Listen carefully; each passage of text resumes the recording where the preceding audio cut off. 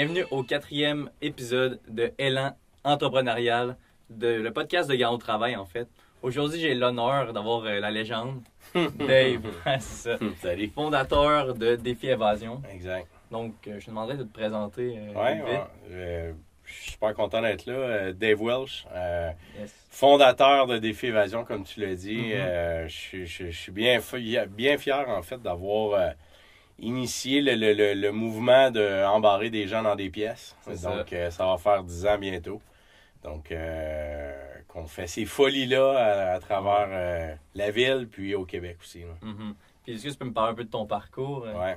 En fait, mon parcours, moi, je suis issu d'une famille entrepreneuriale. Okay. Puis j'ai comme grandi, en fait, je viens de Saint-Marc-des-Carrières, une petite ville entre Québec et Trois-Rivières.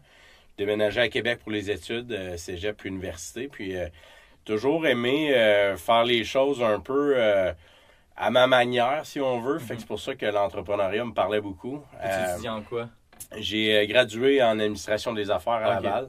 Donc, le côté des affaires me parlait de tout ça. Fait que, évidemment, au fil du temps, j'ai fait plein de choses, dont j'ai été professionnel de golf pendant mes études. Ensuite de ça, j'ai eu l'opportunité de devenir franchisé dans les régimes d'épargne-études, donc dans le domaine financier. Puis, lors d'un voyage père-fils à Nashville, au Tennessee, j'ai découvert les jeux d'évasion en octobre 2014. Donc, c'est là que ça a parti l'idée. C'est là que ça a parti. Je dis, Colin, pourquoi ça n'existe pas à Québec, ça, des jeux d'évasion? Direct. Fait que 1er avril 2015, on ouvrait notre première succursale avec nos 2 premiers jeux ici dans la ville de Québec. Donc, puis au fil du temps, bien, évidemment, ça a évolué beaucoup. C'est sûr. Ouais, très cool. OK. Puis le plus grand défi que tu as rencontré lors de la création un peu... Écoute, des défis, j'en ai énormément. Là. Ouais, exact. C'est dur à dire qu'on n'a pas eu de défi. Même, je pense, je dirais en face qu'on a mis le mot défi dans le nom de notre entreprise. Donc, on en a eu plusieurs. Le plus grand défi, vite comme ça, je te répondrais, d'avoir, de trouver une manière d'éduquer les gens sur c'était quoi ma business. Ouais. Je vais te poser un peu plus tard. Ouais, mais... c'était tellement méconnu que pour moi, c'était vraiment tough. Là. Ouais, Nombre de fois, je me suis dit que j'aimerais ça avoir une salle de quilles. Là, que tout le monde sait c'est quoi jouer au quilles. J'étais quand t'es dans un jeu, t'as un temps limite, faut que tu sortes de là. Puis t'as du fun. Non, il n'y a pas de sang. Non, il n'y aura pas de mort. C'est comme de trouver une manière. Puis j'ai pas le choix de citer un peu ma grand-mère quand j'ai commencé. J'expliquais mon nouveau projet parce que pour elle, j'avais un bureau dans le domaine financier. Fait que pour une grand-mère, c'est vraiment cool là, que ton petit-fils ait ça. Puis là, j'ai dit que j'allais tout abandonner pour, encore une fois, embarrer du monde dans les pièces. Puis là, elle était comme, OK, le monde va me payer pour ça. Je dis, ouais, puis mon but, c'est qu'ils payent le plus cher possible.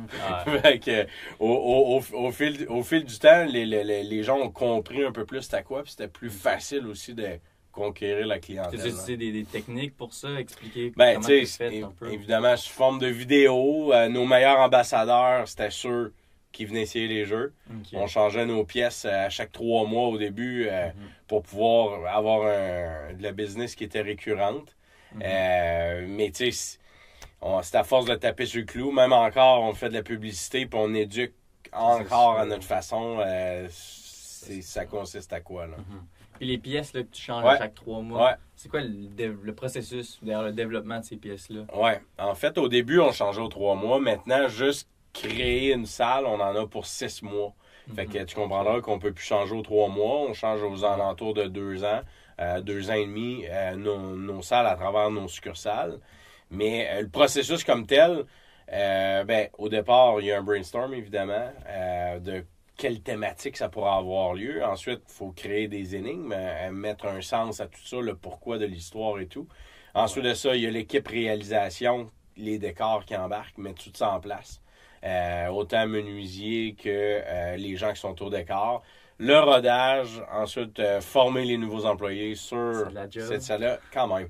C'est une grosse tâche. Là. Ça paraît simple quand on va essayer un jeu, puis on pense que ça s'est fait de nuit, puis c'est ouvert le lendemain, mais pas tout à fait. Il y a un gros processus derrière. Exact. Okay. Puisque tu as beaucoup de compétiteurs dans les entreprises de divertissement. Ouais. Y en a-tu beaucoup?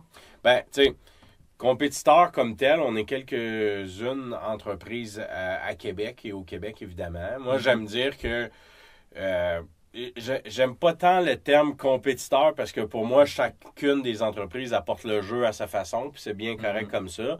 Puis, à un certain point, si tu n'as pas de compétiteur, pose-toi des questions sur ton modèle d'affaires. Ouais. Fait que à partir de là, c'est sûr que tout le monde doit faire son possible pour devoir innover. Nous autres, c'est sûr que Défi Évasion, on est arrivés les premiers. Fait que pour nous autres, c'est important de garder le momentum puis de driver le show, si on veut, de continuer d'innover, et ainsi de suite, puis de dicter les tendances, si je pourrais dire, de qu'est-ce qui s'en vient. Donc, ça, c'est littéralement mon rôle d'avoir une vigie de qu'est-ce qui se fait dans le marché, puis de vouloir évoluer, puis de faire avancer le monde du jeu d'évasion. Mais il reste que divertissement au sens large. Tantôt, je parlais de Key, ben, c'est un compétiteur à moi. Les restaurants peuvent en être un aussi. Tu sais, tout le dollar loisir peut être un obstacle financier à notre entreprise. Ta relation avec eux? J'aime ma relation. Je fais tout mon possible pour que ça se passe bien. Évidemment, tu sais, comme j'ai dit tantôt, tout le monde a sa perception de savoir si c'est un compétiteur ou non. Moi, personnellement, j'ai assez de notre progression puis nos choses à gérer que me soucier un peu de la compétition sans paraître trop autant avec ça. Nous, on avance, puis à partir de là, ben c'est sûr qu'on fait des erreurs. Des fois, on voit les gens dans notre industrie faire des trucs similaires à nous, mais évidemment, je présume que l'idée n'était pas si mal. Exactement, puis à un certain point, tout est copié, tout existe dans le monde, donc c'est surtout dans la manière de le marchandiser puis de le mettre de l'avant. Là. OK. Puis t'as plusieurs succursales, en fait. Comment tu fais pour gérer ça? Ça doit être de la job, là, ça doit être difficile. C'est sûr qu'à la gang d'employés qu'on commence à être, c'est le côté RH, pour le nommer, est omniprésent. Mais évidemment, on a des équipes en place. Là. On a un gérant de nos succursales, on a des chefs d'équipe qui sont les yeux et les oreilles de notre gérant quand il n'est pas là. Puis on a toutes les autres qui travaillent pour mettre ça en place. Fait qu'évidemment, chacun a son rôle pour que ça se passe rondement, mais tu sais, c'est autant que moi qu'il arrive des petits problèmes down the road, mais ça fait partie du succès, puis ça fait partie aussi des défis qu'on a là. Est-ce que tu as des projets futurs pour un peu l'entreprise? Peux-tu nous en parler ou ça reste un peu... Non, mais on a plusieurs choses qui s'en viennent pour nous. On fête notre 10 ans au printemps. Fait que pour nous autres, 10 ans, c'est un gros thème de fierté pour commencer. Fait que on veut, dans les derniers mois, on a beaucoup consolidé qu'est-ce qu'on faisait bien. On veut continuer d'innover parce qu'il faut dire, Défi Évasion, c'est au-delà de nos succursales comme telles. On a des remorques, des Défi Évasion mobiles qui se déplacent un petit peu partout au Québec. Donc, on amène l'évasion aux clients. On a aussi un volet numérique, donc des jeux d'énigmes en ligne qu'on a créés pendant la pandémie. Puis, on a un gros volet chez nous qui nous distingue, je dirais, du domaine. C'est le volet des projets sur mesure. Fait que pour nous autres, ça, c'est très costaud. Là. C'est 60% de notre chiffre d'affaires. Les gens le connaissent moins, mais on travaille étroitement avec différentes organisations, autant publiques que privées, dans le but de réaliser leurs objectifs. Mais nous autres, on apporte toujours comme je vais le résumer de même, on prend le contenu du client qui n'est pas toujours le fun, puis nous autres, on utilise notre contenant puis notre façon de faire pour que les gens aient le goût de voir réaliser ça, puis qu'on passe soit des messages, soit pour éduquer, sensibiliser, ou tout ce genre de choses-là. Là. OK, parfait. Puis, ta salle d'évasion, que t'aimes le plus, t'en as-tu une? Puis est-ce que ça a des noms? Oui, en fait, exact. Chacune de nos salles a une thématique, elle a un nom, évidemment. Moi, je dirais que ma salle préférée, c'est définitivement Expédition sous-marine. Ça se passe... Es-tu encore debout en ce moment? Est encore en place. Ça se passe, vous l'aurez deviné, dans un sous-marin. Puis il se passe plein de choses électroniques. Il y a le côté énigme, le côté travail d'équipe. C'est une salle qui est assez costaude aussi. Fait que moi, c'est mon gros coup de cœur. Beaucoup de travail qui a été mis derrière cette salle-là. Fait qu'il fallait la tester, celle-là. Je vous invite à le faire. C'est un must? Je pense que oui. OK, super. Puis la pandémie, tantôt tu viens de me parler de... Tu me parlais de pandémie un peu. trucs en ligne. Ça a-tu eu un gros impact, la pandémie? Énorme. En fait, c'est Énorme. avec le recul, là, je me dis, puis tu vas le voir, là, j'ai le frisson automatique, mais c'était certainement la fois que j'ai senti la vraie peur pour de vrai, la peur de tout perdre. Nous, au final, on a été fermés obligatoirement pendant 23 mois à raison de 3 fermetures. Fait que 23 mois que tu as 40 000 de loyer à payer, mais que tu n'as aucun client.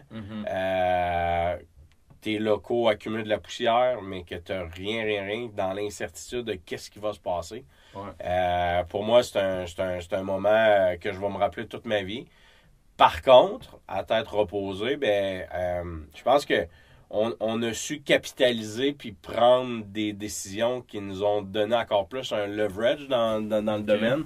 C'est qu'on a créé des jeux d'énigmes en ligne, donc une plateforme numérique qui nous permet maintenant d'avoir non seulement un autre business, mais d'avoir aussi ce volet-là qu'on peut avoir des formules hybrides. On utilise du concret, des choses physiques et du numérique qu'on peut vendre partout. On a même un spin-off avec MindOpus, qui est une compagnie qu'on vend au UK actuellement, aux États-Unis, puis en Australie. Fait que sinon, si la pandémie n'avait pas été là, on n'aurait peut-être pas eu l'audace de faire ça. Parce que, tu sais, quand les choses vont bien, à quel point tu veux te mettre dans la marde pour créer d'autres choses complètement différentes. Ça l'a sauvé complètement. En fait, c'est que ça nous a permis, sauver non, mais ça nous a permis de focusser sur du positif pendant que tout le monde était fermé. C'est ça. Fait que ça nous a permis, de ça, mais deux aussi, de conserver nos employés clés, qui est, selon moi, la plus grande fierté là, à travers la pandémie qu'on a passée. Là. OK. Puis, tu fais beaucoup de sacrifices pour Défi Évasion. Écoute, écoute, c'est ça. Tu demanderais à tous les entrepreneurs, tu sais, l'entrepreneuriat est à la mode. C'est cool d'être entrepreneur parce que on voit tous les côtés positifs. C'est vrai qu'il y a énormément de côtés positifs, mais être entrepreneur, ça vient aussi avec des sacrifices énormes. C'est ça. Tu sais, je parlais de pandémie il y a quelques secondes. Pour moi, de me retrouver, puis parenthèse, ma blonde est dans le business aussi avec moi. Fait que notre seul revenu, nous, c'est Défi Évasion. Donc, ce qui faisait en sorte que ces sacrifices, c'est apprendre notre première version de jeu d'énigmes en ligne. C'est moi qui l'ai appris pendant la nuit avec des tutoriels YouTube parce qu'on est dans la merde puis j'essaie de trouver une manière. Donc, à pas dormir de la nuit, à faire du service à la clientèle jour et nuit, de tout faire pour que ça fonctionne. Puis ça, c'est nommé que ça, mais le nombre de fois qu'on a dû passer à la mop pendant la nuit, animer des salles, réparer des choses à la dernière minute, aller chercher une commission d'un objet qu'on n'avait pas, qu'on avait besoin. Tu peux pas, je pense, dire que c'est facile. Là. Okay. C'est vraiment le fun, mais puis c'est ça qu'on se rend compte là, au fil du temps, c'est d'augmenter l'imputabilité des gens dans ton équipe. Tout en continuant de grandir, c'est pas facile. Là. Non, ça c'est sûr. Ça c'est sûr. Puis, c'est quoi qui te motive à être entrepreneur? Puis comment t'as fait pour la garder un peu? Pour pas? Parce que tu sais, on voit souvent le monde procrastiner. Là. Ouais. C'est ça. C'est sûr que, tu sais, quelqu'un qui se dit que, pour moi, la façon qui m'a drivé être le plus, on va dire, entrepreneur, c'est que pas que j'aimais les choses à ma façon, mais plutôt que j'aimais avoir un peu plus de contrôle sur le dénouement des choses. Dans le sens que quand j'ai eu des emplois plus jeunes, je travaillais pour des gens, on reste toujours dans un certain cadre, avec des limitations. Tandis que là, autant que ça peut être stressant, mais c'est moi qui dicte à quelle vitesse que l'entreprise va aller, puis jusqu'où on se crée nos propres barrières. Fait que si pour toi, tes barrières sont vraiment éloignées, c'est un terrain de jeu incroyable. C'est ce qui t'a amené à pousser. Définitivement. Puis c'est pour ça que je suis encore là-dedans. Puis moi, je carbure au nouveau projet. T'sais. Moi, j'ai pas une expérience, une expertise précise en quelque chose. Je suis bon pour mettre des projets sur la map, comme on dit, puis de créer de la valeur avec quelque chose qu'au début, qui a comme plus ou moins de sens. Là. Est-ce que des fois, tu le ressens, que tu veux comme... tu procrastines un peu ou... C'est sûr que des fois, on est humain, on est plus lâche certains jours que d'autres. Par contre, le fait d'être entrepreneur, si je peux utiliser encore ce terme-là, ben, ça me permet de... Si, exemple, je veux travailler 3 jours en ligne, de nuit comme de jour, je peux le faire. Puis une journée que ça me tente pas, je peux prendre cette pause-là. Par contre, le temps que tu travailles pas, ben tu as du temps que tu dois rattraper à quelque part. C'est ça. Fait que un peu plus en charge de mon horaire, en effet, c'est quand même cool. Là. OK. Pour les jeunes entrepreneurs qui nous écoutent, c'est quoi les outils et les ressources que tu leur recommandes? Oui. Ben, en fait, on dit souvent de s'entourer. Là. Ça, c'est vraiment vrai. Puis on le réalise quand on est un petit peu plus vieux. Là. Au début, moi, du moins, j'avais ce réflexe-là d'être un petit peu le petit kaki qui connaît tout. Là. Mais parce que j'osais pas demander de l'aide. Puis mais de se mettre dans une situation de vulnérabilité puis de demander de l'aide, c'est extrêmement puissant. Puis les gens vont, du moins, qui ont plus d'expérience, c'est rare en maudit qu'ils vont dire non. On aime ça redonner. Moi-même, le premier, c'est pour ça que je suis ici. On aime parler de nos choses. On aime redonner puis d'éviter que la prochaine jeune elle fasse les mêmes erreurs que nous. Là. Fait que pour toi, le réseautage, c'est important. Primordial. Puis comment tu le fais? De différentes façons. Je suis dans plusieurs groupes d'affaires. Puis au fil du temps, c'est sûr que au début, on pitch partout puis on fait n'importe quoi. À un moment donné, que ce soit pour de la participation des concours, que ce soit de l'implication, que ce soit de la commandite, que ce soit juste du partage, du réseautage, ben au final, c'est sûr que ça a son pesant d'or puis ça fait une différence. Là. OK. Puis côté un peu finance encore, des petits conseils pour comment on gère les risques? Ben, c'est sûr qu'au niveau finance, moi j'ai toujours dit, tu n'as pas besoin d'être l'expert absolu, mais il faut que tu aies une certaine connaissance de base. Parce que, veux pas, si on est en affaires, c'est les chiffres qui drivent la business. T'aurais bien beau avoir le meilleur projet, les meilleures personnes en place, mais si financièrement ça tient pas en route, oublie la business. Je veux dire, c'est pas viable dans le temps. Fait que tout ça pour dire que faut que tu t'assures d'avoir initialement un forecast financier intéressant dès ton lancement de ton entreprise. Des fois, on a des gens qui... Oui, on veut partir à son compte à tout prix, mais il ne faut pas oublier qu'il faut faire de l'argent à un moment donné. Puis, il faut toucher l'argent. Tu parlais tantôt d'investir du temps et tout ça, mais à un moment donné, tout temps a une valeur.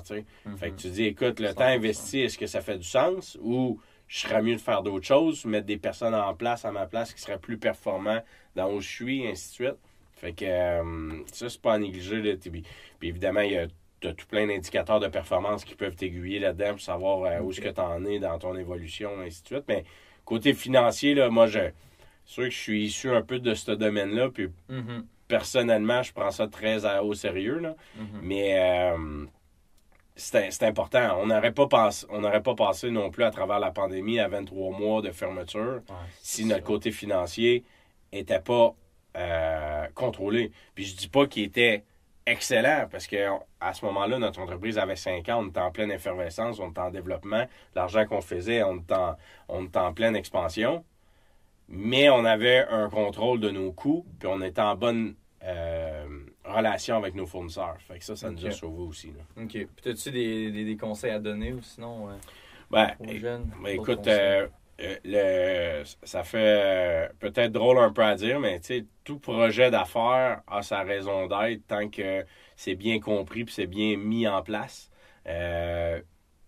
Puis d'être, quand on part, puis quelque chose quand on est jeune, autant qu'on n'a pas les ressources, mais autant que c'est le meilleur timing parce qu'on n'a pas beaucoup à perdre. Actuellement, des fois, il m'est présenté des projets d'affaires, puis j'en ai moi-même aussi en place. Mais on vient un peu plus chicken au fil du temps parce que les erreurs peuvent coûter de plus en plus cher. T'sais, au début, tu commences comme moi, quand j'ai parti des Févasion il y a 10 ans, écoute, je me disais à ma tête, si ça plante, puis on passera à d'autres choses. Actuellement, juste de chaque prochain step qu'on fait, ça peut avoir un impact majeur sur la santé de l'organisation. Là. Fait que de ne pas avoir peur de se lancer, mais faut de calculer, mais une certaine limite aussi. Là. OK, super. Ben, on avait fait un peu le tour. Cool. Je sais pas si tu avais d'autres choses à rajouter. Merci de ton accueil. Merci. Vraiment, ça m'a apprécié que tu viennes. Hein. Ça me fait plaisir. C'est vraiment gentil. Écoute, En toute humilité, toujours mes partages. Super. Tant mieux si ça peut aiguiller une couple de personnes.